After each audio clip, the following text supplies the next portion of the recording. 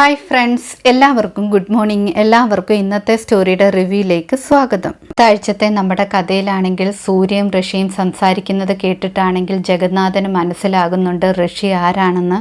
സത്യങ്ങൾ മനസ്സിലാക്കിയ ജഗന്നാഥനാണെങ്കിൽ സൂര്യയോടും ഋഷിയോടുമാണെങ്കിൽ ശത്രുക്കളായിട്ട് പെരുമാറാൻ തുടങ്ങി. സൂര്യയ്ക്കും ഋഷിക്കുമാണെങ്കിൽ അകത്തുള്ള ശത്രുവാണ് അകലെയുള്ള ശത്രുവിനെക്കാട്ടിൽ വലിയ ശത്രു എന്ന് മനസ്സിലാകുന്നു.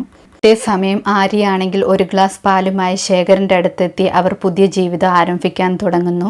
ഇതുമാത്രമല്ല, മുരുകന്റെ ആൾക്കാരും ചേർന്നിട്ടാണെങ്കിൽ ശേഖരൻ ഒരു ഓട്ടോ എടുത്തു കൊടുക്കുന്നു. ശേഖരനാണെങ്കിൽ ഓട്ടോ ഓടിക്കാൻ തുടങ്ങുകയാണ്.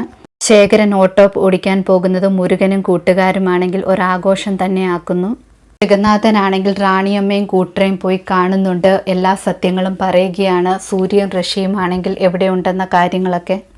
ജഗന്നാഥൻ്റെ ആൾക്കാരാണെങ്കിൽ വീടിനകത്ത് സൂര്യൻ ഋഷി അടച്ചിടാനും അതുപോലെ ഭീഷണിയുമായിട്ടൊക്കെ ചെല്ലുന്നുണ്ട്. സൂര്യയാണെങ്കിൽ ഒന്നും വേണ്ട എന്ന് പറയുന്നുണ്ടെങ്കിലും ഋഷി അതൊന്നും കേൾക്കുന്നില്ല. എല്ലാത്തിനെയും പ്രതിരോധിച്ച് വെളിയിൽ വരുന്നു.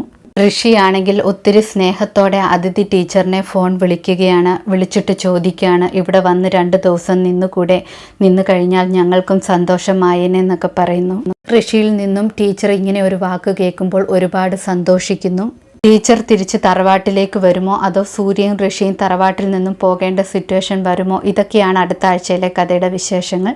പുതിയൊരു വീഡിയോയുമായി വീണ്ടും കാണാം. താങ്ക്